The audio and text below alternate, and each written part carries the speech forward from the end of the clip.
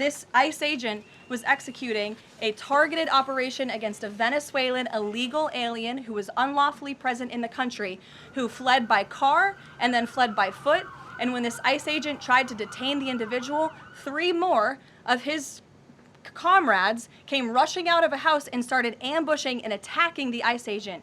They used a shovel or a broom to smash his face in. And so yes, that agent had to use self-defense and take up his weapon to protect his own life. That is what's happening on the streets of Minneapolis. That's what's happening on the streets, unfortunately, of these Democrat-run cities and states. No!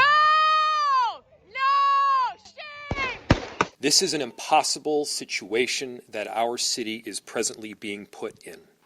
And at the same time, we are trying to find a way forward, to keep people safe, to protect our neighbors, to maintain order. I describe it as violent and a violation of the law in many places. I discussed with the president this morning several things that we are dealing with under the department and different operations.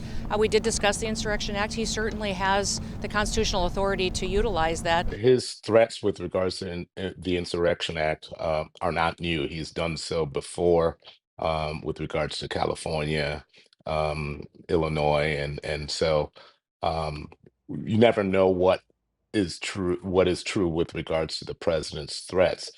However, he has carried out some unconstitutional acts consistently over the past year, and so whatever he does, whether he tries to follow through on that, we are prepared. I'm sure my colleague General Ellison in Minnesota is prepared to respond. We're not requesting that immigration enforcement be stopped. We're requesting that it be done in the appropriate manner. I'm a U.S. citizen.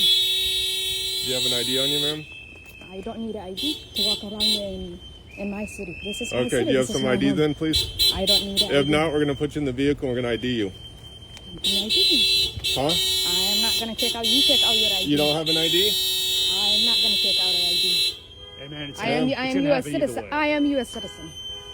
All right, can we see an ID, please? I am U.S. citizen.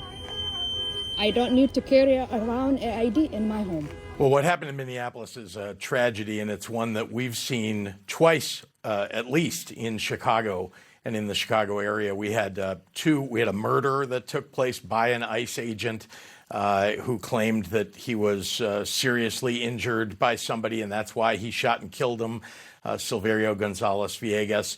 That was in September, by the way. And then there was another shooting in October.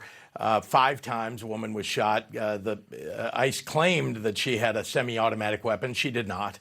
But each time, the DHS, Kristi Noem, and her assistant secretary, Tricia McLaughlin, have put out statements within minutes, usually maybe within the hour, putting facts forward. At the beginning, we didn't know what the facts were because there weren't cameras on the situations.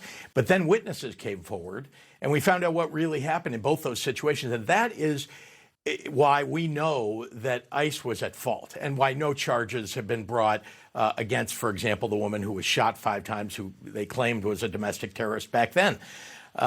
Now we're seeing it in Minneapolis. And for anyone that is taking the bait tonight, stop.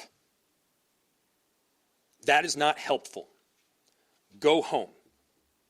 We cannot counter Donald Trump's chaos with our own brand of chaos. And I have seen thousands of people throughout our city peacefully protesting. For those that have peacefully protested, I applaud you. For those that are taking the bait, you are not helping, and you are not helping the undocumented immigrants in our city. You are not helping the people that call this place home. If you agitate, you have to realize something comes with agitation. Throwing things at the police officers, spitting on them, that's considered assault. We're asking you to protest with respect and with peace.